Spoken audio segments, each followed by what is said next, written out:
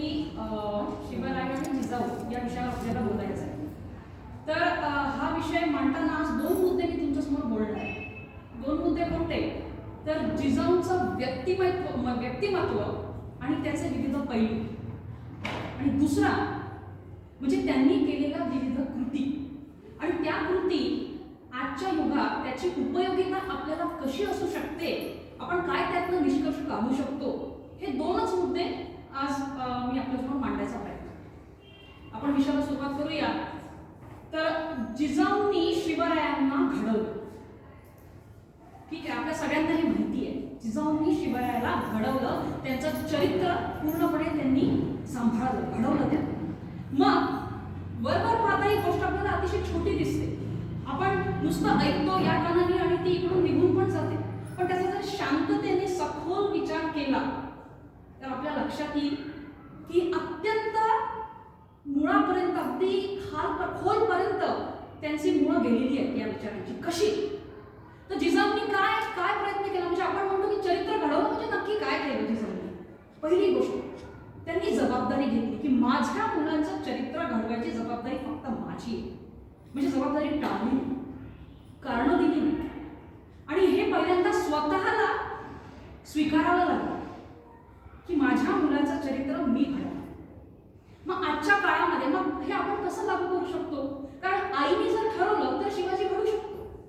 म्हणजे मग काय विचार येतो इथे पहिल्यांदा की आईने स्वतः पहिले हे स्वीकारावं की जे काही होईल, जे यश अपयश माझ्या मुलांचं जे काही होईल त्याची जबाबदारी सर्वस्वी माझी, हे त्यांनी पहिल्यांदा स्वीकारलं. आजच्या काळात सुद्धा हे तेवढंच लागू आहे. आपल्या मुलांना कसं घडवायचं हे आपण ठरवू शकतो. मग त्यानंतर जिजाऊंनी काय केलं? पुढची गोष्ट, जबाबदारी घेतली, मला घडवायचं आहे माझ्या मुलाला. मग त्यांनी विचार केला. पुढे त्यांनी काय, कसं घडवायचा हा विचार केला. पण कसं घडवायचा हा विचार करत असताना आपल्याला पुन्हा त्या काळात जावं लागेल. त्या काळाची परिस्थिती समजून घ्यावी लागेल. कारण आपण आजच्या परिस्थितीत त्याला तुलना करायचा प्रयत्न करतो. त्या काळाची परिस्थिती काय होती? तेव्हा मुघलांचं राज्य होतं, जुलमी राजवट होतं, आध्यात्मिक अनुष्ठान नव्हतं, न्याय व्यवस्था नव्हती, स्त्रियांवर अत्याचार होत होते. तुमच्या डोळ्यासमोर उचलून तुम्हाला घेऊन जायचे. या तीरावर जे घरवाले पाहताय तुमच्या घरच्याने तुम्हाला तुमच्या डोळ्यासमोर उचलून घेऊन जायचं. इतकी प्रतिकूल परिस्थिती होती. पण त्यातही जिजाऊंनी विचार केला की नाही, मला माझ्या मुलाला घडवायचं आहे. आणि काय विचार केला त्यांनी? कसा विचार केला की मला काय करायचं आहे? मला असा मुलगा घडवायचा आहे की जो स्वराज्याची निर्मिती करेल, जो धर्म स्थापना करेल, असा मुलगा मला तयार करायचा. आणि विचार करा, हजार कारणं होती त्यांच्याकडे की नाही, मी नाही करू शकत, शिवाजी घडेल तो दुसऱ्याच्या घरात. हजार कारणं होती, त्यांनी नाही दिली. काय त्यांनी मनात हा अशा प्रतिकूल परिस्थितीत त्यांनी मनात ही स्वप्न पाहिलं, स्वराज्याचं स्वप्न पाहिलं, त्यासाठी कृती केली. आणि ती कृती मी करू शकेल, मी पूर्ण करू शकेल, हा दुर्दम्य आत्मविश्वास त्यांच्यामध्ये होता. आपण आता वळूया त्यांच्या जिजाऊंच्या व्यक्तिमत्वाच्या विविध पैलूंकडे. पहिला पैलू, आता आपण जे ऐकलं त्यानुसार त्यांनी जबाबदारी घेतली. ही जबाबदारी माझी आहे. आज आपण काय म्हणतो, हे तू कर नवऱ्याला, हे तू कर, आता मी करते, आता तू कर. ठीक आहे, दोघांनी मिळून करायचं असतं. पण व्यक्तिशः पूर्णतः ही आईची जबाबदारी आहे की मुलांची जडणघडण कशी होईल. तर त्यांच्या डोक्यामध्ये तो विचार अगदी स्पष्ट, सूर्यकिरणासारखा स्पष्ट होता की हे मला करायचं. त्यानंतर दुसरं, हजार कारणं होती, परिस्थिती अतिशय प्रतिकूल होती. पण या परिस्थितीमध्ये हा विचार करणं, हा विचार करणं सुद्धा तुमच्या जीवाला घातक होता. कोणाला कळलं असतं की हा असा विचार करतात आहे किंवा अशी यांची मनीषा आहे, तर त्यांना उचलून नेलं असतं. त्यांच्या कुटुंबासाठी, त्यांच्या मुलासाठी, त्यांच्या भविष्यासाठी हा विचार करणं सुद्धा जेव्हा घातक होतं, तेव्हा त्यांनी या प्रतिकूल परिस्थितीमध्ये हा विचार करून कारण ते रडत नाही बसल्या, उपाय शोधले. आणि हे कसं करायचं याचं त्यांनी उपाययोजना ठरवली. म्हणजे ते उपाय सुद्धा त्यांच्या डोक्यामध्ये मग अगदी स्पष्ट होते की मला काय करायचं, आणि हा आत्मविश्वास होता. तिसरी गोष्ट, मग अशा परिस्थितीमध्ये हा मी विचार आता केलेला आहे, विचार केल्यावर मला पुढे काय करायचं आहे, तर आव्हानं स्वीकारायला मी तयार आहे. माझ्या कुटुंबाचं काही पण होईल, पण मला माझ्या मुलाला हे असं चरित्र घडवायचं आहे. मला हे गुण करायला द्यायचं आहे की हिंदवी स्वराज्याची स्थापना झाली पाहिजे, सामान्य जनतेला या पिळवणुकीतून बाहेर निघालं पाहिजे. तर त्यासाठी काय, मग कोणता मग व्यक्तिमत्वाचं पहिली धोका पत्करायची तयारी. कुठलाही धोका पत्करायला मी तयार आहे.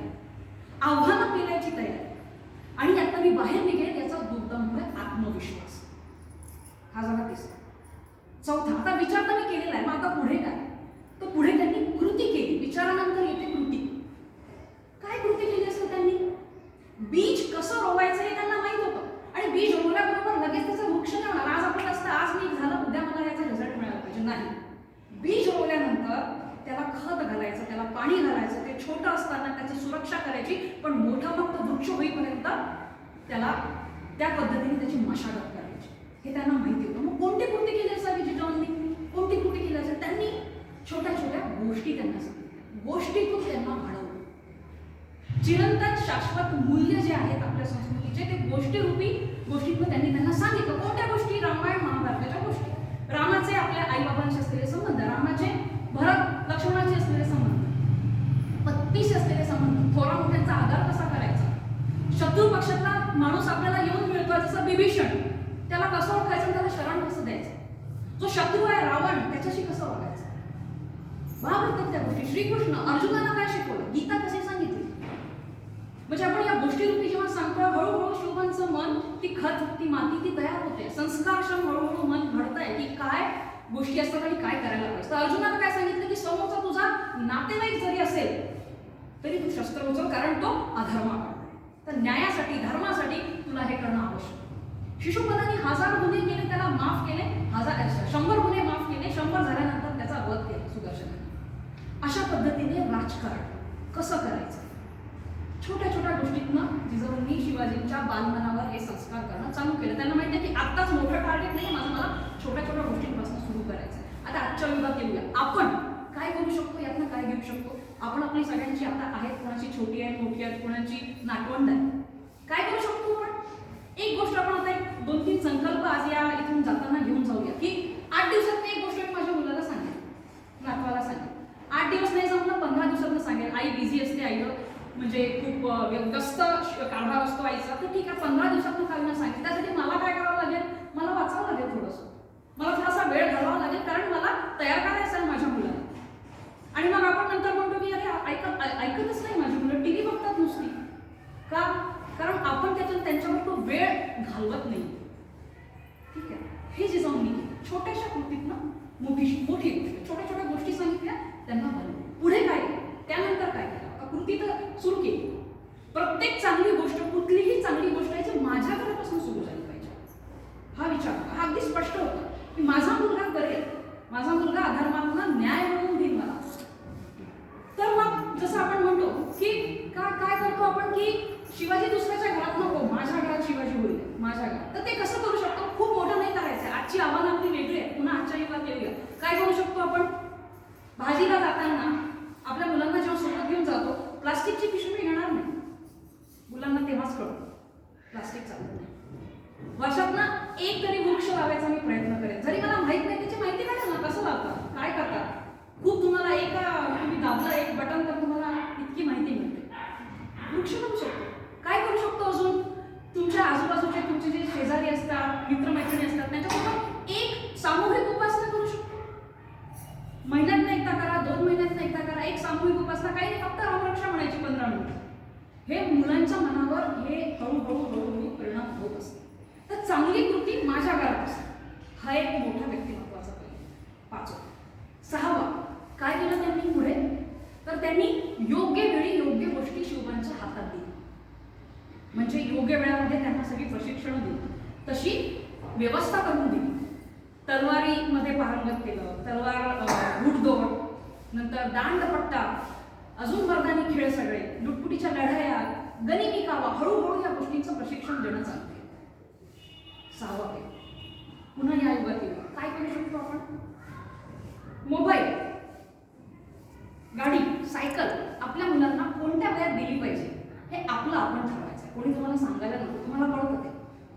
तो कोणत्या योग्य वयात योग्य गोष्टी आपल्या मुलांच्या हातात आपल्याला देता आल्या पाहिजे आणि ते मला समजलं पाहिजे की आता मी काय करू शकतो. त्याचा आपण थोडासा स्वतःविषयी विचार करायचा, आंतरिक हा विचार केला तर आपल्याला हे जरूर याचा फायदा होईल. त्यानंतर पुढची गोष्ट काय केली जिजाऊंनी? त्यांना अनुभव संपन्न बनवलं. अनुभव संपन्न बनवलं म्हणजे नक्की काय? कारण एक आता पुढे जातो आपण पाहिजे. गोष्टी सांगितली, संस्कार, बालमनावर संस्कार केले. याच्यावरून एक लक्षात येते की त्या उत्तम मानसशास्त्रज्ञ होत्या. माणसाच्या विविध मनाच्या पैलूंचे त्यांना आकलन होते आणि म्हणूनच त्यांनी हे कसं करायचं त्यांना माहित होतं सगळ्या गोष्टी. मग आता अनुभव संपन्न बनवणं म्हणजे कसं, तर न्यायनिवाडा होतो, त्या सुभेदारी होती त्यांच्याकडे, तर जेव्हा काही खटले असायचे त्या सोबत घेऊन जायच्या शिवरायाला. निष्पक्षपणे मला न्यायनिवाडा कसा करता येईल हे त्यांनी शिवरायाला अनुभवात्मक दाखवलं. मग आता आजच्या युगात पुन्हा युगात काय करू शकतो आपण? अनुभव संपन्न म्हणजे नक्की काय करू शकतो मग आपल्या मुलांसाठी? आपण आपल्या मुलांना आपल्या सुरक्षित चौकटीतून बाहेर जाऊ देऊन काय अनुभव घेऊ देऊ शकतो का? नाही करत आपण तसं, सोडतच नाही. सुरक्षित चौकटीत संरक्षित ठेवून देतो आणि मग आपली मुलं गुळगुळीत होतात. त्यांना अनुभव घेऊ द्या, त्यांना बाहेरचं जग अनुभवू द्या, स्वतःच्या लढाया स्वतः लढू दे. आजच्या लढाया छोट्या छोट्या असतात. माझ्या क्लासच्या मित्रासमोर मी हे बोलली तर मला वाईट वाटतं. इथून सुरुवात असते, पण हे कळल्याशिवाय त्यांना यश अपयश पचवता आलं पाहिजे. त्यासाठी अनुभव संपन्न होणं आवश्यक आहे. मी जिजाऊंनी केलं. पुढे त्यानंतर काय केलं? मग अनुभव दिले. अनुभव दिल्यानंतर मग त्यांनी शिवरायांना असं घडवलं होतं की आता ते मोठे झाले आणि आता ते निर्णयक्षम झाले. मग त्यांना स्वातंत्र्य दिलं. आता सोडलं, आता तुमचे निर्णय तुम्ही घ्या. मग शिवरायांनी लढाया केल्या, गनिमी काव्यांनी विविध युद्ध जिंकली. काय करायचं, कसं हे मांडायचं गणित, हे सगळं त्यांना त्यांचं करू दिलं. मग स्वतः मध्ये मध्ये नाही केलं. मग त्यांना मोकळं सोडलं. तुमचे निर्णय स्वातंत्र्य तुम्हाला दिलं, आता तुम्ही निर्णय आणि पूर्ण विश्वास, डोळे झाकून विश्वास की मी माझ्या मुलाला जे घडवलं आहे आतापर्यंत, तो आता जे काय करेल ते तो बरोबरच करणार. पुन्हा आपल्याला आपण करू शकतो का हे? आपण मुलांना थोडंसं सुरक्षिततेतून बाहेर काढून त्यांना निर्णय स्वातंत्र्य देऊ शकतो का? नाही तू असंच कर, मला असंच पाहिजे, तू हे केलेलं मला चालणार नाही. त्यांना थोडंसं आपण स्वातंत्र्य देण्याचा प्रयत्न करूया. माझ्यासाठी पण लागू आहे, माझ्या मुलींसाठी सुद्धा मी हा प्रयोग करते. असं निर्णय स्वातंत्र्य द्यायची आपल्यामध्ये त्यांना ताकद आली पाहिजे. म्हणजे ते पूर्णपणे त्यांच्यावर विश्वास टाकून करू दे त्यांना काय करायचं. त्यानंतर मग जिजाऊंनी काय केलं? त्यानंतर पुढे तर आता हे 7-8 आपण पैलू त्यांच्या व्यक्तिमत्वाचे पाहत आहोत. त्यानंतर त्यांनी छोट्या छोट्या गोष्टीतून हे मोठे मोठे उद्देश साधण्याचा प्रयत्न केला. छोट्या छोट्या गोष्टीतून आणि मोठे मोठे उद्देश त्यांचे साध्य झाले. आणि हे करत असताना त्यांनी त्यांना अनुभव संपन्न बनवलं, त्यांना जबाबदाऱ्या दिल्या, त्यांना निर्णयक्षम बनवलं. अजून एक पुढची गोष्ट शेवटची, अजून एक पैलू की बाह्य परिस्थितीचं आकलन त्यांना होतं की बाह्य जगामध्ये काय घडतं ते मला माहीत पाहिजे. त्या राजकारणी होत्या, त्या मुत्सद्दी राजकारणी होत्या. बाह्य परिस्थितीचं पूर्ण ज्ञान होतं, कशी वाईट परिस्थिती आहे त्यातनं बाहेर जायला मला काय करायचं आहे, मला कसं घडवायचं, हा पूर्ण त्यांच्याकडे तयार होता प्रस्ताव. आजच्या युगात पुन्हा येऊया, आपल्याला हे कसं घेता येईल? मला नाही माहिती बाई, मला नाही समजत ते, तुम्ही करून घ्या. माझ्या मुलासाठी ना हा ठीक आहे ना, काउन्सिलरकडे घेऊन जाऊ आपण आणि ते सांगतील की काय करायचं. आईच सांगू शकते की काय करू शकतात आपल्याला, कारण सगळ्यात जास्ती चांगलं आपल्या मुलांना आपणच होतो. ठीक आहे. तर म्हणजे हा बाह्य परिस्थितीविषयी सगळ्या गोष्टींची जाणीव असणं हा तेवढाच महत्त्वाचा मुद्दा आहे. तर मग अशा पद्धतीने अजून अनेक पैलू आहेत, पण हे जे काही 8-10 विचार मी मांडले, हे जे पैलू आहेत ते मला भावले आणि म्हणून मी ते मांडले. आपण पुन्हा एकदा वळूया, पहिल्यापासून बघूया काय 10 पैलू होते. पहिला, जबाबदारी. माझी जबाबदारी, दुसऱ्याची नाही आहे, माझी आहे. त्याचं यश अपयश कशी घडावी, आज तुमच्या मुलाला जे कोणी म्हणताय हा चांगला आहे वाईट आहे याची जबाबदारी. दुसरी, त्यांच्यामध्ये निर्णयक्षम, त्यांच्यामध्ये विचार स्पष्ट होते, मला काय करायचं हे स्पष्ट होतं. तिसरं, आव्हानं पेलायची तयारी, धोका पत्करायची तयारी. चौथी, प्रत्येक चांगली गोष्ट माझ्या घरातनं चालू झाली पाहिजे. पाचवी, छोट्या कृतीतनं गोष्ट सांगितली आणि त्यातनं संस्कारक्षम बनवलं. बाह्य परिस्थितीचं आकलन, मुत्सद्दी राजकारण, मानसशास्त्रज्ञ, इतके सगळे त्यांच्या अनेक पैलू त्यांच्या विचारांचे. मग आता या सगळ्यांमधनं आपण काय घेऊ शकतो? या सगळ्यांमधनं छोट्या छोट्या, जसे आपण कृती म्हटले, आपण गोष्टी सांगू शकतो, आपण मुलांसमोर आदर्श घडवून देऊ शकतो की नाही मी सिग्नल नाही तोडणार, ट्रॅफिक सिग्नल मी नाही तोडणार. त्याचा सुद्धा छोट्या छोट्या गोष्टींचा मुलांच्या मनांवर परिणाम होतो. मी झाड लावे, मुलांना थोडंसं निर्णय स्वातंत्र्य देईल, त्यांना त्यांच्या मनाचं करू देईल. या सगळ्या गोष्टी जर आपण करू शकलो तर निश्चितच आपल्या सगळ्यांना जिजाऊंच्या त्या काळाच्या व्यक्तिमत्वांचा पैलूचा आजही फायदा होईल. मग यातनं अजून एक गोष्ट आपल्याला काय करायची आहे, तर जी चिरंतन शाश्वत मूल्य आहे त्यांच्याशी तडजोड न करता कोणत्या आणि त्यांच्याशी तडजोड न करता काहीही मला जर त्यासाठी